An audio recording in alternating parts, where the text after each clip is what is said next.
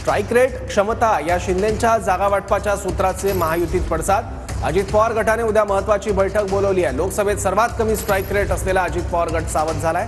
अजित पवारांनी मुंबईतील देवगिरी बंगल्यावर उद्या बैठक बोलावली आहे। जागा वाटपाबाबत उद्या या बैठकीत महत्त्वाची चर्चा होणार आहे। मुख्यमंत्री एकनाथ शिंदे यांनी अनौपचारिक चर्चेत वक्तव्य केलेलं होतं की स्ट्राईक रेट हा लक्षात घेतला जाईल जागा वाटप करताना। आणखी माहिती घेऊयात, आपले प्रतिनिधी दिनेश दुखंडे आता आपल्यासोबत आहेत। दिनेश,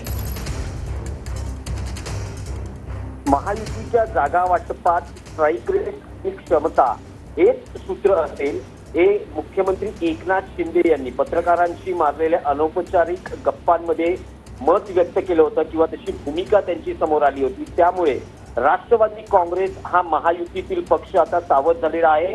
लोकसभा निवडणुकीत 5 जागा लढवताना फक्त एका जागी राष्ट्रवादी काँग्रेसला विजय मिळाला। सर्वात कमी स्ट्राईक रेट राष्ट्रवादी काँग्रेसचा राहिला होता। त्यामुळे स्ट्राईक रेट आणि क्षमता या सूत्रानुसार, या मुख्यमंत्र्यांच्या सूत्रानुसार आता राष्ट्रवादी काँग्रेस महायुतीत सावध झालेला आहे आणि या बाबत पक्षात मंथन सुरू झालेलं आहे। आणि त्याच पार्श्वभूमीवर उद्या राष्ट्रवादी काँग्रेसची तातडीची बैठक बोलावण्यात आलेली आहे। उपमुख्यमंत्री अजित पवार यांच्या देवगिरी बंगल्यावर ही बैठक बोलावलेली आहे।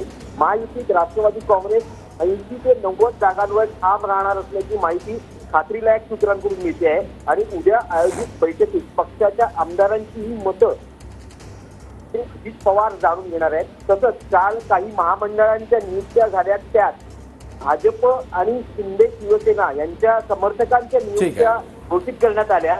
इथेही राष्ट्रवादीची वर्णी न लागल्यामुळे पक्षात नाराजी असल्याची माहिती सूत्रांकडून मिळते।